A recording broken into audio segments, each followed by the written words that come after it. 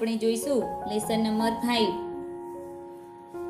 પાઠ્યપુસ્તકમાં page number 28 સવાલ બાલમન કે જવાબ ડૉક્ટર કલામ કે। તો અહીંયા સવાલો બાળકો કરે છે અને જવાબ ડૉક્ટર કલામ આપે છે। तो प्रश्नोत्तर शैली में प्रस्तुत यह साक्षात्कार डॉक्टर अबुल पाकिर जैनुल्ला बदीन अब्दुल कलाम से बच्चों की बातचीत पर आधारित है।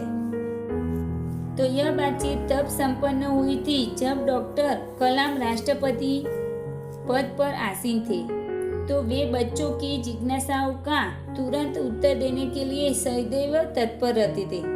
तो અહીંયા अलग अलग स्कूल कॉलेजना छोकराओ डॉक्टर कलाम ने प्रश्नों पूछे छे अने डॉक्टर कलाम तेमने जवाब आपे छे। तो आपणे जोईए बाळकोना प्रश्नों अने जवाबो। तो प्रश्नकर्ता छे आर अरविंद कक्षा 3 सेंट मेट्स स्कूल चेन्नई। तो बाळको अहींया प्रश्न पूछे छे कि क्या आप अपने बचपन की कोई यादगार घटना हमें सुना सकते हैं। तो अहींया एक बाळक कक्षा 3 नो प्रश्न पूछे छे कि तमे अमने बाळपणनी कोई यादगार घटना तमने એટલે કે અમને સંભળાવી શકો છો। તો અહીંયા ડૉક્ટર કલામ જવાબ આપે છે कक्षा 5वीं के मेरे शिक्षक श्री शिव सुब्रमण्य अय्यर की एक बात मुझे याद है। एक दिन कक्षा में वे हमें यह बता रहे थे कि कोई पक्षी कैसे उड़ता है। उन्होंने हमें रामेश्वरम के समुद्र तट पर ले जाकर इसका जीवंत उदाहरण दिया। वह ऐसी यादगार घटना थी जो मेरे मन मस्तिष्क में हमेशा के लिए बैठ गई। इसी से मुझे आगे विज्ञान पढ़ने की प्रेरणा मिली।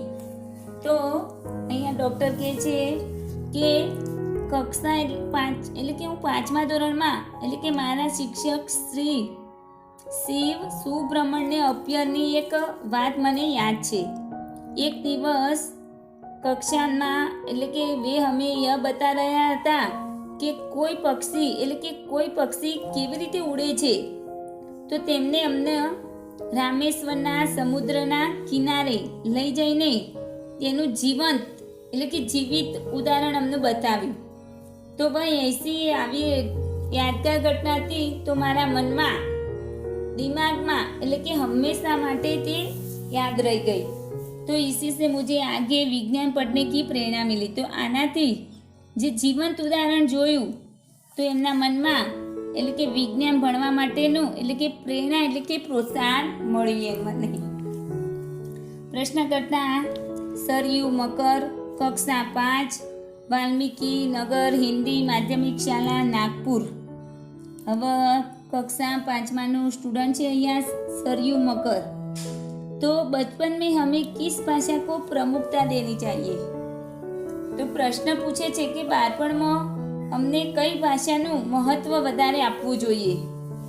તો અહીંયા ડૉક્ટર કલામ જવાબ આપે છે मैंने स्वयं माध्यमिक शिक्षा तक की पढ़ाई अपनी मातृभाषा के माध्यम से पूरी की है। એટલે કે મેં પોતે જ માધ્યમિક શિક્ષણની પઢાઈ એટલે કે આપણી માતૃભાષામાં પૂરી કરી છે। कॉलेज और उससे आगे की शिक्षा अंग्रेजी माध्यम की संस्थाओं में हुई। એટલે કે કોલેજ અને એનાથી આગળનું શિક્ષણ અંગ્રેજી માધ્યમની સંસ્થાઓમાં કર્યું। मेरा मानना है कि हम कॉलेज में भी माध्यम के रूप में मातृभाषा का चुनाव कर सकते हैं। એટલે કે મારું માનવું એવું છે કે મારે એટલે કે કોલેજ में भी આપણા માધ્યમના રૂપમાં એટલે કે માતૃભાષાની પસંદગી વધારે શક્ય છે। क्योंकि युवा अपनी मातृभाषा में ही सोचता है।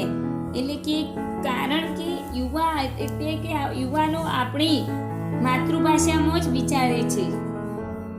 उसी में अपनी बात सहजता से कहने में सक्षम होता है।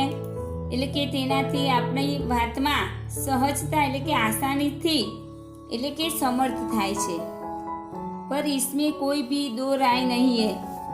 कि वैश्विक स्तर पर संपर्क के लिए हमें अंग्रेजी जैसी एक संपर्क भाषा की नितांत એટલે કે આવશ્યકતા है। તો આમાંથી આપણને કોઈ પણ બે સલાહ નહીં है કે વિશ્વ સંબંધી સ્તર પર સંપર્ક માટે આપણે અંગ્રેજી જેવી એક સંપર્ક એટલે કે એક દૂસરે સંબંધી વાતચીત કરવી એટલે કે અત્યંત ભાષા કી એટલે કે આવશ્યકતા છે। પ્રશ્નકર્તા કે છે હર્ષ પટેલ, કક્ષા 5, ચંદુલાલ, વિદ્યા મંદિર, મુંબઈ। તો અહીંયા ધોરણ 5માનો સ્ટુડન્ટ હર્ષ પટેલ અહીંયા પ્રશ્ન કરે છે, यदि हम आपकी तरह बनना चाहिए तो हमें क्या करना चाहिए? એટલે કે જો અમારે તમારા જેવા ઊંચા બનવું હોય તો અમારે શું કરવું જોઈએ? तो डॉक्टर कलाम जवाब આપે છે, जब आप युवा अवस्था में कदम रखें तभी आपको जीवन में लक्ष्य निर्धारित कर लेना चाहिए। तो તમારે જો અત્યારે યુવા અવસ્થામાં કદમ એટલે કે આગળ વધવું હોય તો તમારે પોતાના જીવનમાં ધ્યેય નક્કી કરી દેવું જોઈએ। હંમેશા कुछ बड़ा सोचो, हमेशा કંઈક ઊંચું વિચારો। जैसे ही यह अनुभूति हो कि आप आखिर बनना क्या चाहते हैं तभी से उस दिशा में प्रयास और श्रम प्रारंभ कर दो। तो આપણને એ અનુભવ એટલે કે આપણે આખિર શું બનવું છે તો એ દિશામાં આપણે એના પાછળ પ્રયાસ અને મહેનત શરૂ કરી દેવી જોઈએ। कहने का अर्थ है कि जी तोड़ मेहनत करो।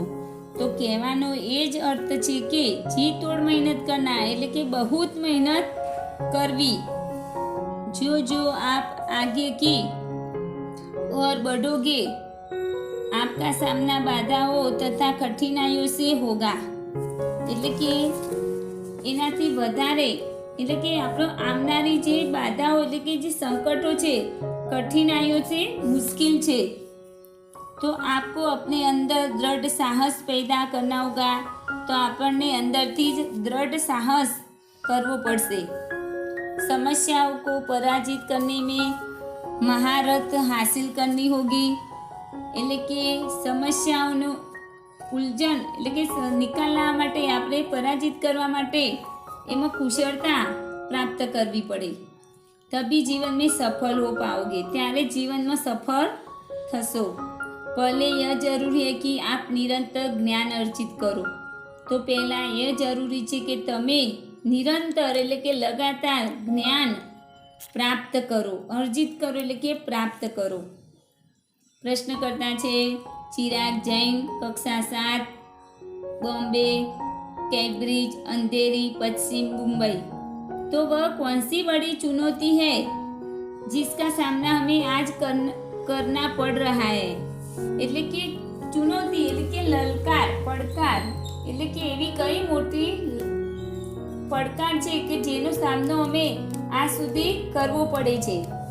તો ડૉક્ટર કલામ કહે છે, भारत को सन 2020 तक एक विकसित राष्ट्र के रूप में परिवर्तित करना और देश के 1 अरब से अधिक नागरिकों के चेहरों पर मुस्कान देखना। तो અહીંયા કલામ જવાબ આપે છે કે ભારતને એટલે કે 2020 તક એક વિકસિત રાષ્ટ્રના રૂપમાં પરિવર્તન કરવું અને દેશમાં 1થી અબજ अधिक એના કરતાં પણ વધારે નાગરિકોના ચહેરા પર મુસ્કાન देखना એટલે કે હસતો ચહેરો જોવા મળે। यही राष्ट्र के समक्ष सबसे बड़ी चुनौती है। तो आज આપણા દેશ માટેની સમક્ષ મોટી એટલે કે મોટો પડકાર છે। તો બાળ મિત્રો હવે પછીનો લેસન આપણે બીજા લેક્ચરમાં જોઈશું। થેન્ક યુ બાળ મિત્રો।